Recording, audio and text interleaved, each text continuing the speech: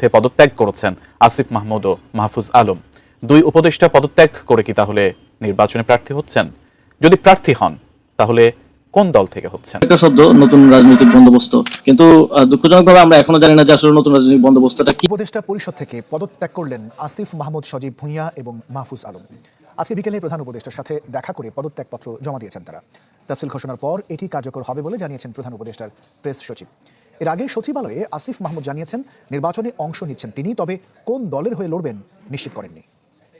সংবাদ সম্মেলনে এসে পদত্যাগের ব্যাপারে খোলাসা না করলেও আসিফ মাহমুদ জানান ভোটে অংশ নেওয়ার কথা, তবে এ পর্যায়ে এসেও স্পষ্ট করেননি কোন আসন কিংবা দল থেকে নির্বাচন করবেন। আমি নির্বাচন করব, এটা স্পষ্টভাবেই বলা যায়, কিন্তু কোথায় করব, কোন দল থেকে করব, সেটা পরবর্তী ডিসকাশন। সম্পদের হিসাব বিবরণী দাখিল। ধারণা করা হয়েছিল লক্ষ্মীপুর থেকে মাহফুজ আলম আর কুমিল্লা থেকে আসিফ মাহমুদ সজীব ভুঁইয়া বিএনপির টিকেটে দাঁড়াবেন। মাহফুজ আলমের ভাই একরকমের ঘোষণাও দিয়ে দিয়েছিলেন।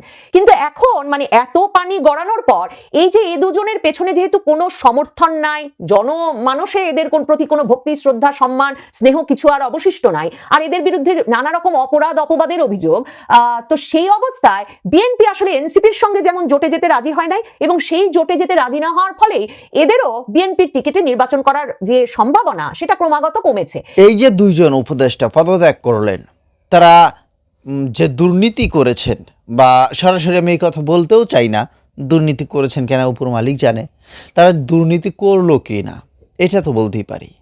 এই হিসাব কিতাব কে নেবে? প্রিয় দর্শক শ্রোতা মণ্ডলী, তারা কোন দলে যোগ করবে? নির্বাচনে তারা যে প্রার্থী হবে সেটা বিএনপির হবে, স্বতন্ত্র করবে না এনসিপিতে যাবে? এগুলো প্রশ্ন কিন্তু আমাদের রয়েছে, অনেক রয়েছে। কত টাকা নিয়ে আসলো, কত টাকা নিয়ে যাচ্ছে, কত টাকার মালিক হইলো? তারা তো আগে হেঁটে চলেছে, এখন গাড়িতে চলে, বিমানে চড়ে, প্লেনে চড়ে, সব কিছুতে করে। তো মানুষের এগুলো জনমনের প্রশ্ন রয়েছে।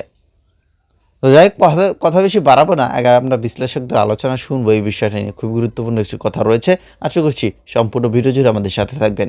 আগামীকাল ঘোষণা হবে নির্বাচনের তফসিল। প্রায় সব ধরনের আনুষ্ঠানিকতা এরই মধ্যে শেষ করেছেন প্রধান নির্বাচন কমিশনার। এরই মধ্যে পদত্যাগ করেছেন আসিফ মাহমুদ ও মাহফুজ আলম। দুই উপদেষ্টা পদত্যাগ করে কি তাহলে নির্বাচনে প্রার্থী হচ্ছেন? যদি প্রার্থী হন তাহলে কোন দল থেকে হচ্ছেন?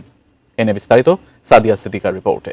আমি নির্বাচন করব, এটা স্পষ্টভাবেই বলা যায়। জনপ্রিয় একটা শব্দ নতুন রাজনৈতিক বন্দোবস্ত, কিন্তু দুঃখজনকভাবে আমরা এখনো জানি না যে আসলে নতুন রাজনৈতিক বন্দোবস্তটা কি।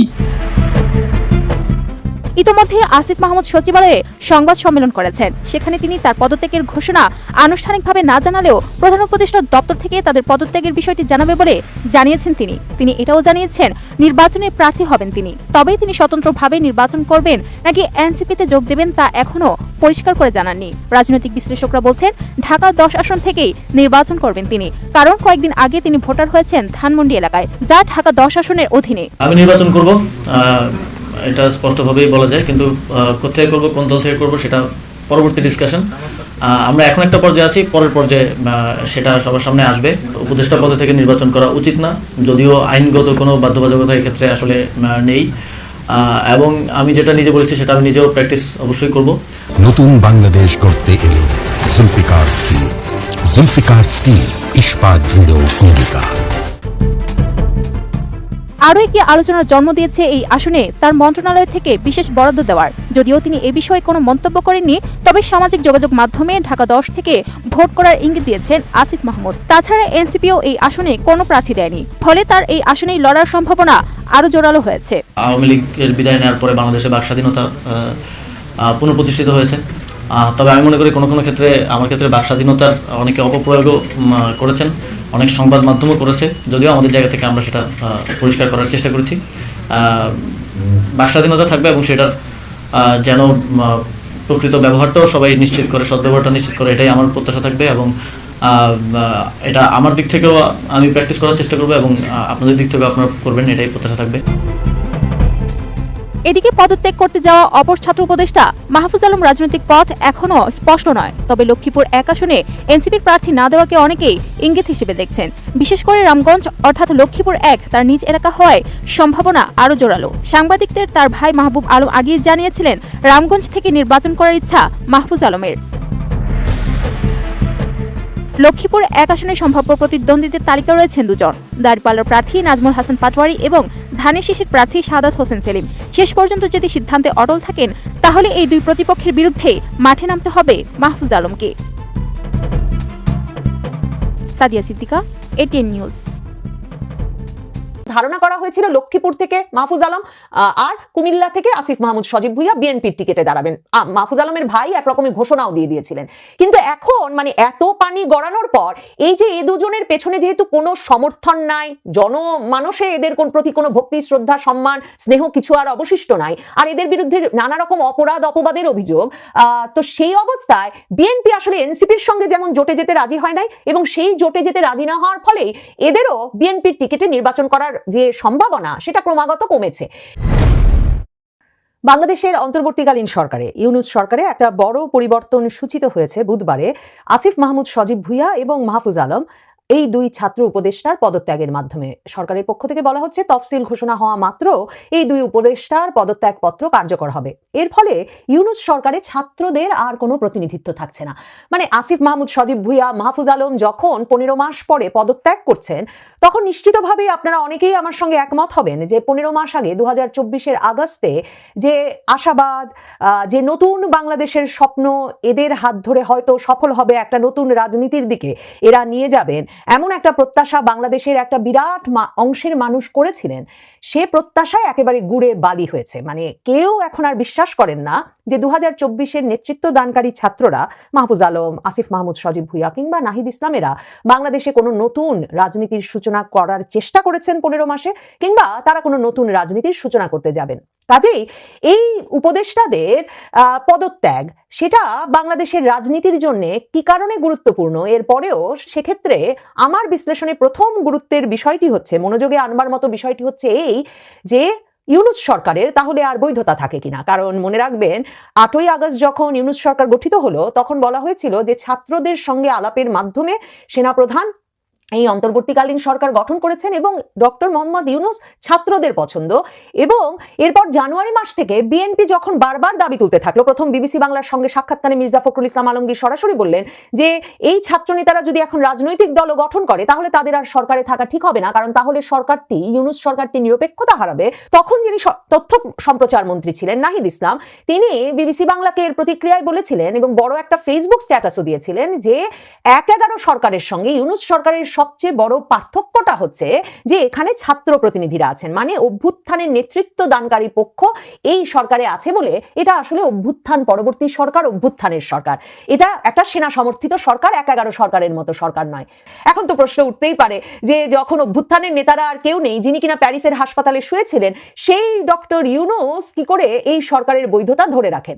তো সেসব প্রশ্ন নিশ্চয়ই প্রয়োজনে সুযোগে রাজনৈতিক বিভিন্ন মহল ওঠাবেন, সেসব হয়তো বা নির্বাচনের আগে পরে আমাদের দেখতে হবে। কিন্তু আসিফ মাহমুদ সজীব ভুইয়া, মাহফুজ আলমের এই পদত্যাগ একরকমের 2024-এর ছাত্র নেতাদের যে বিরাট রাজনৈতিক একটা বিকাশ বলবো, নাকি বলবো যে এক বিরাট তারা এই একটা মানে এক উত্থান ঘটেছিল, নাটকীয় উত্থান। মানে ঘরে ঘরে সকলে আমরা আগস্টের পর এই হাসনাত আব্দুল্লাহ, সার্জিস আলম, নাহিদ ইসলাম, আসিফ মাহমুদ সজীব ভুইয়া, মাহফুজ আলমকে চিনে ফেললাম এবং 3 জন মন্ত্রী হয়ে গেলেন তারা।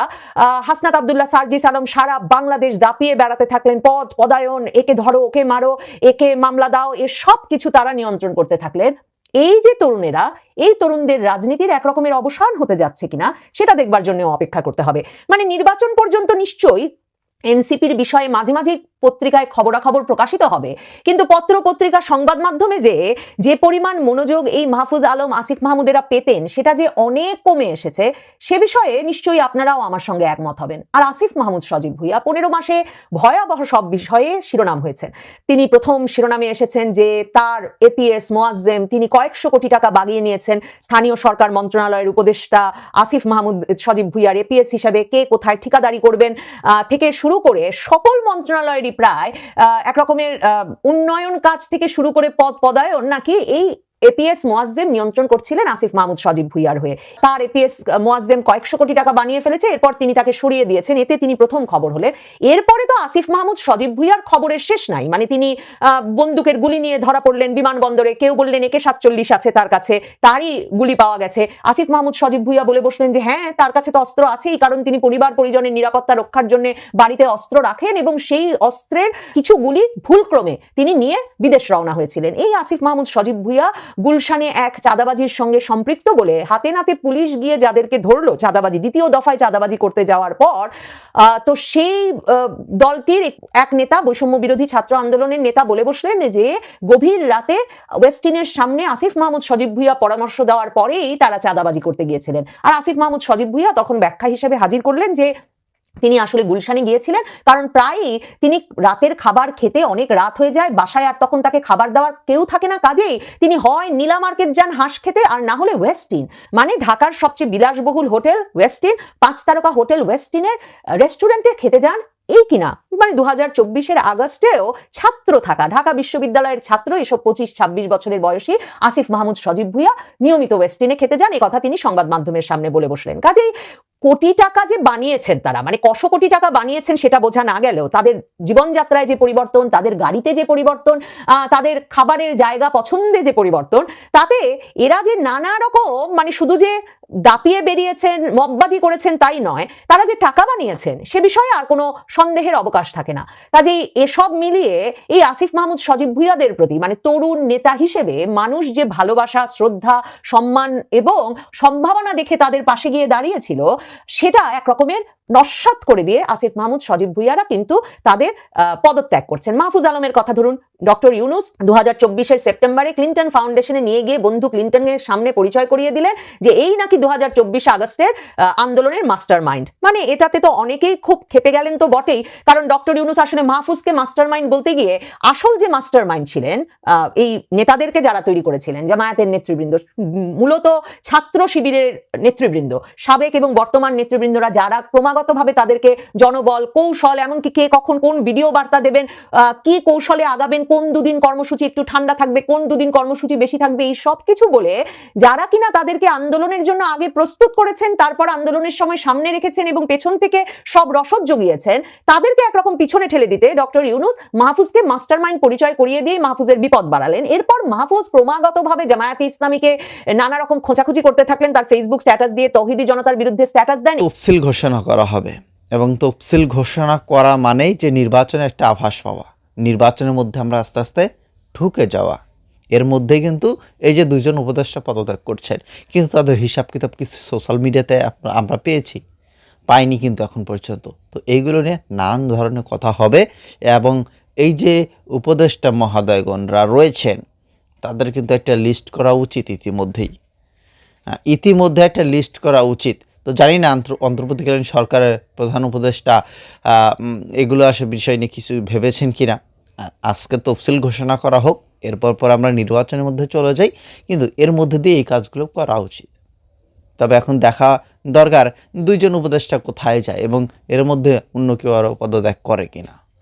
যাই হোক, লিখবেন আপনাদের মতামত এই বিষয়ে কোনো কিছু।